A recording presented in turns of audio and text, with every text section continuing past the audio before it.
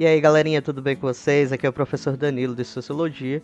Hoje, no novo capítulo do livro, vamos analisar as contribuições para a Sociologia que Max Weber vai deixar para nós. Além disso, vamos ver como outra ciência vai contribuir profundamente para a construção da metodologia das ciências sociais. Vamos falar um pouco sobre a antropologia e os conceitos que são utilizados aqui.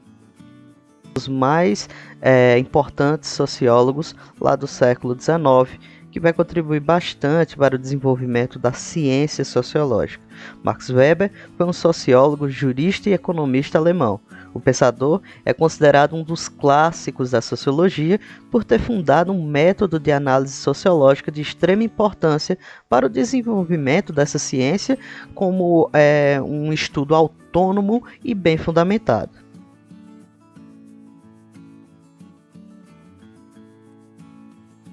Sua carreira intelectual foi grandemente impulsionada pelo estudo do capitalismo e o êxito desse sistema econômico em sociedades protestantes e pela participação em importantes momentos históricos da Alemanha, como o processo de unificação do Império e no Tratado de Versalhes, como também na formulação da Constituição de Weimar.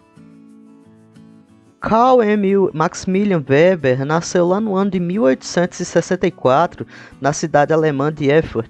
O seu pai era advogado de sucesso e sua família era protestante tradicional na cidade, fato que profundamente influenciou seus estudos dentro da sociologia. A situação política e econômica da Alemanha durante o seu período lá no século XIX foi um fator também decisivo para impulsionar as ideias e as teorias econômicas e sociais propostas por Weber. A relação entre Weber e o seu pai era muito conturbada e em 1887 sua mãe passou uma temporada juntamente com seu pai na sua casa. E isso fez com que houvesse uma briga que distanciou permanentemente Max Weber do seu pai. Inclusive, o seu pai viria a morrer anos depois, o que fez com que o sociólogo entrasse em uma profunda depressão. Essa depressão literalmente incapacitou ele de trabalhar, fazendo com que ele fosse afastado da universidade e tirasse um ano sabático que passou a viajar por países da Europa e nos Estados Unidos. Galera, é importante destacar que tanto esse afastamento da universidade como a depressão em si foram extremamente vergonhosas para o autor, que pediu demissão da universidade no ano de 1903. No entanto, para vocês terem ideia, o desempenho acadêmico e intelectual do sociólogo era tão grande que o governo não concedeu sua dispensa e preferiu aposentar ele, tornando o professor honorário da Universidade de Heidelberg. Após 1903, a produção intelectual de Weber aumentou bastante, sendo que até a sua morte em 1920, ele produziu incessantemente várias obras que até hoje influenciam a ciência social. Algo interessante notar sobre Max Weber é o contexto histórico que ele está inserido. Ele viveu durante a criação e consolidação do Império Alemão e foi testemunha da industrialização que tomava conta desse país. Assim, ele acompanhou de perto o crescimento da organização de um grande Estado e como os cidadãos eram incorporados a essa nova burocracia que regia toda a sociedade alemã naquele período. Quando Max lecionou a sociologia, já era uma disciplina efetivamente científica, e ele foi um dos fundadores da Associação Alemã de Sociologia. Também acompanhou a Primeira Guerra de perto, e nos últimos anos da sua vida ele participou do Conselho Econômico lá do Tratado de Versalhes, que, para quem não viu ainda história, foi um tratado político que culminou com o fim da Primeira Guerra Mundial. Ele também teve uma participação bastante interessante na Constituição de Weimar, que instaurava uma república na Alemanha após o contexto da Primeira Guerra Mundial. Galerinha, em vida, Max Weber publicou 3 livros. O mais importante da sua carreira, que é também o que está aí na capa, é A Ética Protestante e o Espírito do Capitalismo, que foi publicado lá no ano de 1904. Nessa obra, Weber vai analisar de perto a constituição das sociedades protestantes calvinistas e luteranas, mostrando como a moral religiosa protestante dessas pessoas permitiu o sucesso financeiro capitalista dessas sociedades. Já em 1910, Weber publicou A Economia e Sociedade e em 1917, a ciência como vocação. Após a sua morte, a sua esposa Marianne Schettninger organizou sua obra não publicada até então e publicou postumamente mais 3 livros: Economia e Sociedade, volume 2, em 1921, A Metodologia das Ciências Sociais, em 1822 e História Econômica Geral, em 1923. Para as ciências sociais, Weber contribuiu para os estudos da área com a formulação de uma espécie de sociologia da teologia, analisando profundamente o capitalismo e o protestantismo, e desenvolveu uma epistemologia da sociologia. As visões sociológicas predominantes até então vinham da obra do filósofo e sociólogo Karl Marx e do sociólogo francês Émile Durkheim. A visão marxista sobre o capitalismo é extremamente crítica, mas Weber propôs uma análise otimista sobre a estrutura econômica desse sistema. Dentre outras influências filosóficas e teóricas que Max Weber recebeu, podemos destacar também a noção de idealismo do filósofo alemão iluminista Immanuel Kant e a crítica à ciência do filósofo alemão Friedrich Nietzsche. Além das influências do filósofo e teórico político também Alex de Tocqueville. Para Weber, o plano das ideias, entendido lá dentro do idealismo kantiano, é a primeira concepção do capitalismo, pois ela seria concebida baseada em um ideal. Tendo em vista o ideal capitalista, é que esse sistema econômico é constituído na prática. Já dentro da noção teológica e religiosa, uma importante influência para despertar a curiosidade de Max Weber para a escrita da ética protestante e o espírito do capitalismo foi o texto Conselho a um Jovem Comerciante, lá do americano Benjamin Franklin. Nesse texto, Franklin esboçou noções de administração de negócios e gestão de dinheiro dentro desse mesmo contexto que eles estavam. Para Franklin, o dinheiro não deve ficar parado, estando sempre em movimento por meio de empréstimos e de investimentos, fazendo com que ele se multiplique. Os calvinistas, na visão de Weber, apoiada por Franklin, levam a cabo o ideal capitalista ao aliarem a noção de predestinação ao paraíso ou ao inferno. Para os calvinistas, o homem nasce predestinado e é possível identificar a predestinação ao paraíso caso se verifique na vida dele o trabalho e o sucesso profissional, além da retidão moral que o impede de gastar dinheiro com futilidades. Weber baseou-se em suas observações do desenvolvimento econômico de países sumariamente protestantes em comparação com países católicos.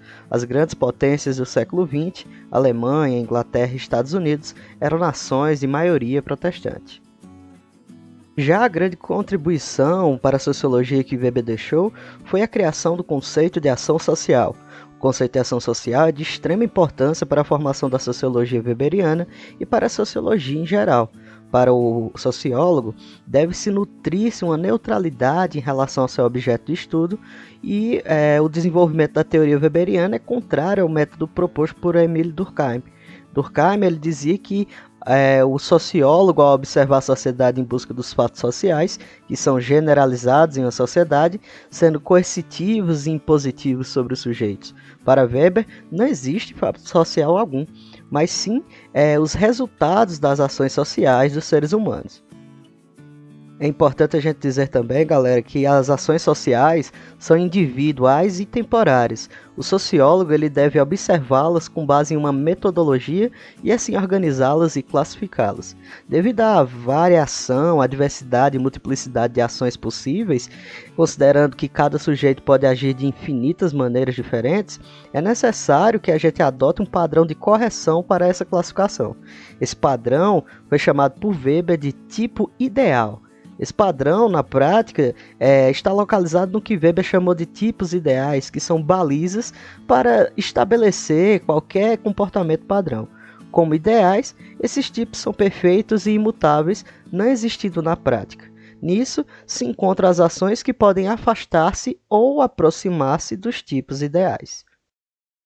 Então, seguindo essa lógica, pessoal, para o sociólogo poder analisar uma situação social específica, principalmente quando se trata de generalizações, torna-se necessário criar um tipo ideal para cada pesquisa, que será basicamente o instrumento que vai orientar toda análise, toda pesquisa, investigação, e visto como a ação do ator. como uma espécie de parâmetro de comparação com as outras ações sociais em análise.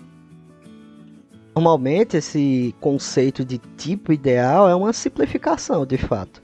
Partindo desse modelo, é possível analisar diversos fatos reais, como desvios do ideal. Tais construções permitem que a gente analise os traços particulares ou seu caráter total, analisando também os fenômenos que se aproximam de uma ou outra construção, determinar o grau de aproximação do fenômeno histórico e o tipo construído teoricamente. Para deixar claro um pouco mais para vocês, por exemplo, quando pensamos em democracia, temos em mente um conjunto de características que dão origem a um todo idealizado. Isso seria o tipo ideal. Ao observar um sistema político, contrastamos com esse tipo ideal que temos em mente para classificar se esse sistema é como democrático ou não, por exemplo. O objetivo de Weber ao utilizar esse recurso não é de esgotar todas as possibilidades e interpretações da realidade, mas sim apenas criar um instrumento teórico analítico, literalmente dar corpo ao objeto de estudo. E para concluir a nossa aula, Weber ainda classificou os tipos de ação social. A primeira delas seria a ação social racional com relação a fins. Ela é calculada racionalmente, visando atingir alguma finalidade.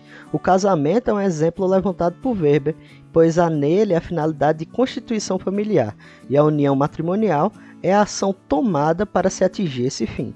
Já a ação social racional com relação a valores não visa necessariamente uma finalidade fora da própria ação, mas sim a correção moral da própria ação. Como exemplo, podemos citar certos princípios considerados como valores morais honestos, como não roubar. Já a ação social tradicional, ela não tem nenhum tipo de racionalidade. Nesse tipo de ação, a gente apenas executa ações impostas pela tradição. Por exemplo, quando nós compramos um peru para celebrar a ceia de Natal. Não há uma razão racional por trás disso, mas sim apenas reproduzimos uma tradição social. E por último, temos a ação social efetiva, que é guiada pelos sentimentos passionais e afetivos, não sendo, portanto, de caráter racional. Então, a ação social efetiva seria, por exemplo, demonstrar nosso amor. Não tem uma finalidade por trás e leva em consideração os nossos sentimentos diante dessa ação. Já levando em consideração o desenvolvimento da antropologia e a sua contribuição para a sociologia, nós podemos destacar o pioneiro do método de observação participante e do paradigma funcionalista Bronislaw Malinowski, que consolidou a antropologia como uma disciplina acadêmica com objeto, método, teoria e instituições próprios. Foi mentor da primeira geração científica de antropólogos britânicos e influenciou várias outras áreas das ciências humanas. Na antropologia, as perspectivas teórico-funcionalista e estrutural-funcionalista explicam fenômenos socioculturais a partir de funções, propósitos e relações estruturantes das instituições humanas. Baseados no Reino Unido, Malinowski, com a ajuda de outro estudioso da antropologia, Radcliffe Brown, difundiram suas teorias com as publicações de suas notáveis etnografias lá no ano de 1922. Como visto a seguir, os dois teóricos apresentaram diferentes nuances das perspectivas. Em seu trabalho de campo nas Ilhas Trobriand, Malinowski buscava entender como instituições culturais particulares funcionavam na manutenção do indivíduo diante de situações de dificuldade. Malinowski apontava as necessidades fisiológicas do indivíduo, como as de reprodução, de alimentação, as instituições sociais, para acolher essas necessidades. Além dessas necessidades já faladas, haveriam 4 necessidades de ordem cultural, como a economia, o controle social, a educação e a organização política, que resultariam em instituições estáveis com estatuto fundamentado em normas, em leis, em atividades e etc. Dessa forma, o funcionalismo para Malinowski seria verificar as funções que esses elementos ou fatos culturais possuíam tanto em relação com o indivíduo quanto com a sociedade. Em sua etnografia, Malinowski descreveu o chamado Kula, um mecanismo de troca entre as várias ilhas da Melanésia, demonstrando que não se tratava de atividade econômica isolada, mas um complexo sobreposto de funções como religião, política, organização social. Dessa forma, ele listou 7 necessidades básicas e suas correspondentes instituições culturais que funcionavam para satisfazê-las. Com seu trabalho de observação participante, Malinowski revolucionou o método antropológico, explicando com esse método a integração da religião, da economia, da religião e do direito das populações estudadas. Esse método, mais tarde, seria emprestado pela sociologia. Para deixar bem claro como essa antropologia funcionalista agregou a sociologia, nós podemos entender que esses funcionalistas buscavam explicar os fenômenos em termos das suas próprias funções. Assim, cada escola social seria determinada por uma ou várias funções, e cada elemento da cultura destinaria-se a cumprir uma determinada tarefa, uma função, dentro de uma estrutura social mais abrangente. O que nos levaria a entender o conceito de alteridade, ou seja, a alteridade determina a qualidade, estado ou característica do outro, aquilo que é diferente daquilo que vivemos. A relação entre o eu e o outro é definida então por um conceito de alteridade. No conceito antropológico, o eu só pode ser entendido a partir da interação com o outro. A noção do outro, assim como os hábitos e a dinâmica social desse outro pelo grupo, acabam colaborando para o entendimento e assimilação dos mesmos conceitos no eu. Por isso, o processo de diferenciação estabelecido entre o eu e o outro, proposto lá por Malinowski, é importante para a definição do entendimento do que eu sou, do que o outro é e, portanto, daquilo que eu não sou. Com isso, a partir do entendimento dessas noções, é que se firmam as diferenças entre o eu e o outro.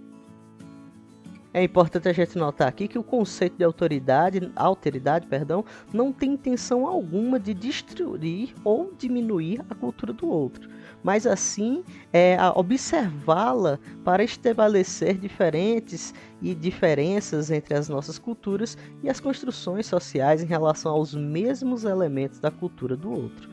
Então, a alteridade, dentro do ramo da sociologia, pode ser utilizada tanto com culturas e grupos sociais antigos, como no caso de tribos, muitas vezes já extintas, quanto em relação a grupos sociais atuais, detentores de identidades culturais próprias. Então é isso, pessoal. Espero que tenham gostado da videoaula de hoje. Qualquer dúvida que vocês tiverem sobre a atividade ou sobre o conteúdo, podem deixar aí nos comentários que eu vou estar respondendo assim que possível. Então, eu gostaria que em casa vocês fizessem a releitura desse capítulo, juntamente com a sua atividade, para que possamos corrigir quando voltarmos para a sala de aula, beleza? Qualquer outra dúvida que surja ao longo desse caminho, pode aparecer lá nas lives que eu vou estar ajudando vocês, beleza? Um grande abraço a todos e até a próxima videoaula.